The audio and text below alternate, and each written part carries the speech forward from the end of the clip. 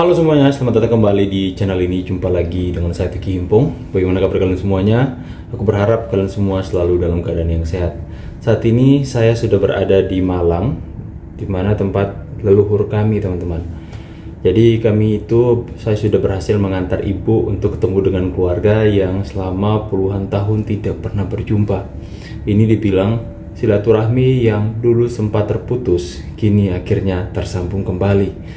Itu adalah hal positif yang bisa saya dapatkan ketika saya menjalani pengalaman yang paling berharga dalam kehidupan saya, ketemu dengan Pak Jokowi, dan akhirnya ketemu juga dengan keluarga yang hilang, teman-teman. Ya, saya bersyukur bahwa hari ini sudah ada di Malang dan saya mendapatkan support yang luar biasa dari teman-teman semua. Oke, di kali ini kita akan membahas soal, teman-teman tahu pertemuan kami dengan Bapak Jokowi kemarin, membahas soal bagaimana lewat perwakilan Mbak Agri Fanani, ya Bang Agri itu mengatakan bahwa Pak Jokowi sudah saatnya Bapak melawan. Soal setiap fitnahan-fitnahan, ya penggiringan opini yang mereka lakukan yang secara masif, yang semakin hari semakin terlihat semakin brutal, itu bisa saja membuat orang-orang itu percaya dengan kebohongan mereka. Makanya kami meminta untuk kepada Pak Jokowi, Pak, saatnya Bapak menindak tegas, saatnya Bapak untuk mengambil tindakan hukum. Dan akhirnya Pak Jokowi sendiri menjawab bahwa ya, saya akan melawan agar supaya tidak ada lagi orang-orang yang bisa seperti ini. Ini bisa menjadi pembelajaran, saya akan proses minggu ini. Dan terbukti teman-teman, sudah 4 orang yang dilaporkan ke Barreskrim. Yang pertama adalah Roy Suryo, Rismond, Dr. Tifa, dan yang satu siapa aku lupa teman-teman. Tapi yang gak apa-apa, mereka adalah orang-orang yang selama ini benar-benar membuat kegaduhan lewat ijazah palsu, penggiringan opini yang mereka lakukan di tengah-tengah masyarakat. Makanya YouTuber Nusantara itu benar-benar getol untuk menyuarakan melawan mereka, teman-teman. Dan itu diapresiasi oleh Bapak Joko Widodo. Dan sebelum kita masuk ke pembahasan selanjutnya, kita akan melihat dulu bagaimana reaksi dari Roy Suryo ketika dirinya dilaporkan ke pihak yang berwajib karena menghasut masyarakat, teman-teman. Kita sama-sama mendengarkan. Lucu. Kami berempat, ya, saya, Dr. Rismond, Dr. Tifa, dan juga Pak Rizal Fadilah, itu akan dituntut dengan pasal 160 KUHP, di mana itu adalah pasal penghasutan, ya. Ini benar-benar lucu. Nggak apa-apa, ya. Kalau pasal yang dulu memang pernah sukses digunakan untuk melakukan kriminalisasi terhadap salah satu ustadz, waktu itu sukses. Tapi waktu itu memang ada kekuasaan atau ada rezim yang memang mungkin dilawan oleh beliau, ya gitu, dan sukses. Tapi sekarang kita buktikan saja nanti apakah Presiden Prabowo masih akan membiarkan anak-anak bangsanya yang kami ini sebenarnya ingin mengungkapkan kejujuran dengan ilmu pengetahuan dan teknologi. Jadi ini pure science, ya, untuk membuktikan kepalsuan skripsi dan juga kepalsuan ijazah, kok malah mau dipidanakan dengan pasal penghasutan, ya. Jadi kami siap, ya, berempat untuk menerima tantangan ini. Dan terima kasih untuk warga masyarakat, ya, baik itu lawyer, profesor, guru besar, sivitas akademika, dan juga masyarakat termasuk ulama yang telah memberikan dukungan kepada kami. Dan sekali lagi, tidak perlu ada sumbangan apapun, ya gitu, nanti malah dimanfaatkan oleh orang-orang yang tidak berhak. Kami siap jawab tantangan kalau kami akan dipolisikan, ya, atau akan diperkarakan dengan pasal 160 itu, karena itu sebenarnya pasal pengecut, ya gitu. Kalau mau gentle, tuntut dengan pencemaran nama baik atau penghinaan, yang dimana Jokowi harus lapor sendiri. Dan ketika dia lapor sendiri, kita adu bukti. Benarkah dia punya ijazah asli? Yang itu kami berempat sudah kemudian memastikan bahwa ijazah yang selama ini dipublikasikan, ya, yang itu oleh kader salah satu partai, itu juga dipublish dengan tulisan, teman-teman, ya. Jadi itu adalah sebuah video yang dibuat oleh Roy Suryo. Yang saya kok melihat itu seperti adalah ungkapan yang menunjukkan kepanikan dari Roy Suryo dan teman-teman mereka. Udah mulai panik karena mereka bisa saja terjerat dengan kasus penghasutan. Ya, sebenarnya polanya ini kita sudah melihat bahwa pola-pola ini kok sudah mirip kayak ke Hasto saja, teman-teman. Sudah tahu bahwa diri mereka akan jadi tersangka, mulailah mereka ingin menggiring opini masyarakat bahwa ketika saya dimasukkan atau ditersangkakan, maka ini adalah kriminalisasi. ya, dan bawa-bawa Pak Prabowo lagi seperti mau mengadu ke Pak Prabowo, seolah-olah Pak Prabowo peduli dengan dia. Ya, jadi kita bisa melihat ya, orang-orang ini semakin panik, mereka akan semakin menggiring opini kepada masyarakat. Kalian bisa melihat polanya seperti itu, seperti polanya sudah sama seperti Hasto kemarin, ya. Ketika sudah mendengarkan akan ada kisi-kisi mereka untuk jadi tersangka kemungkinan besar, maka mereka bersuara di podcast.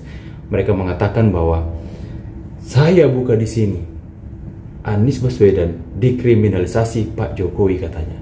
Ya, seolah-olah dia mau menciptakan sebuah persepsi di tengah-tengah masyarakat, sebuah pemahaman jika dirinya dijadikan tersangka maka itu adalah kriminalisasi. Akan tetapi apakah pemerintah atau pihak yang berwajib serta-merta takut dengan ancaman-ancaman seperti itu? Tidak. Akhirnya juga Hasto masih tetap menjadi tersangka.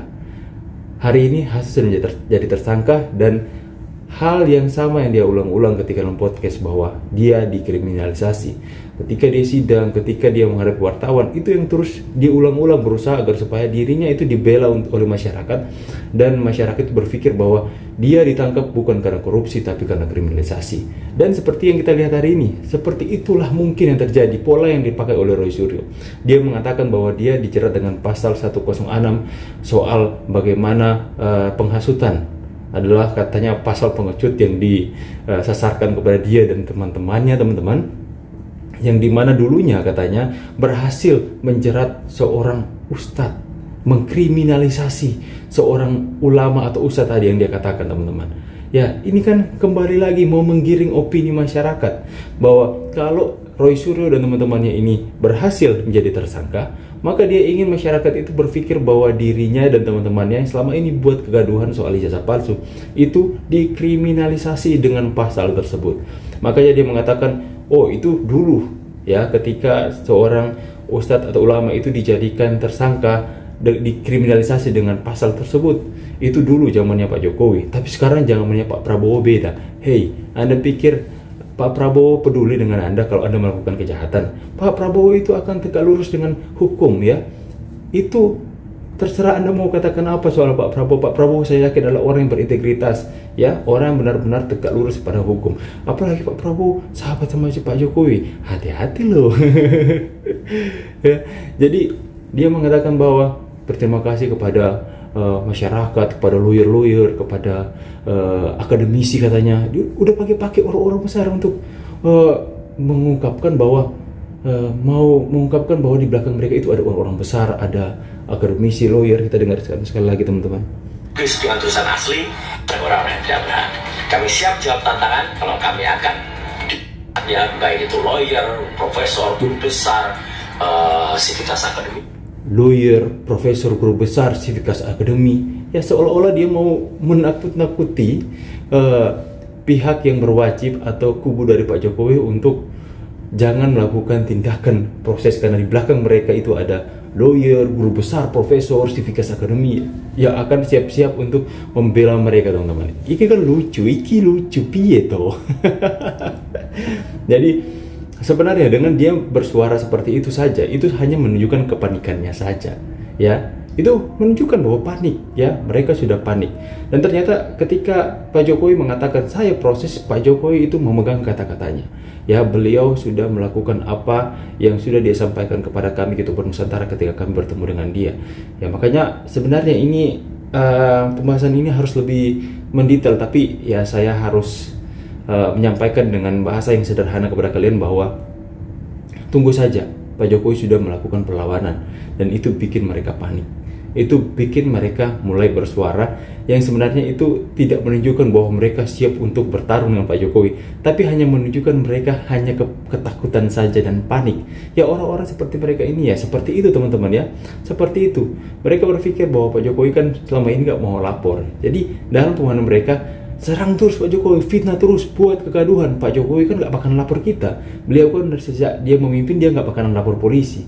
Orang yang menghujat dia kan Pak Jokowi kan nggak pernah lapor. Tapi ketika Pak Jokowi menunjukkan bahwa Pak Jokowi akan lapor, mulai deh kepanasan, kepanikan mereka mulai timbul, mulai bilang ini menciptakan pengiringan opini lagi. Ketika mereka ditangkap pasti akan dijadikan kriminalisasi. Jadi intinya penyampaian Roy Suryo tadi itu hanya menunjukkan kepanikan dan ketakutan mereka, teman-teman. Kita akan terus update. Mungkin itu begitu banyak sekali di WA saya, teman-teman. Itu banyak sekali pembahasan-pembahasan yang akan kita bombardir nanti ketika sampai di Manado. Mungkin dengan ini saya akan live setiap hari untuk membahas itu.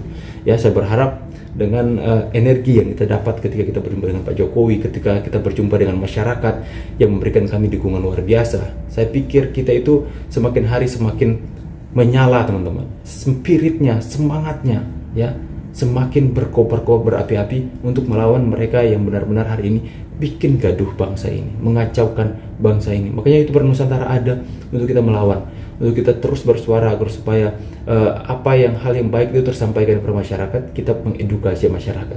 Ya, saya pikir sampai di sini dulu videonya, teman-teman. Nanti kita akan bahas di video selanjutnya. Saya pamit dulu, see you on the next video guys, and God bless. Bye guys.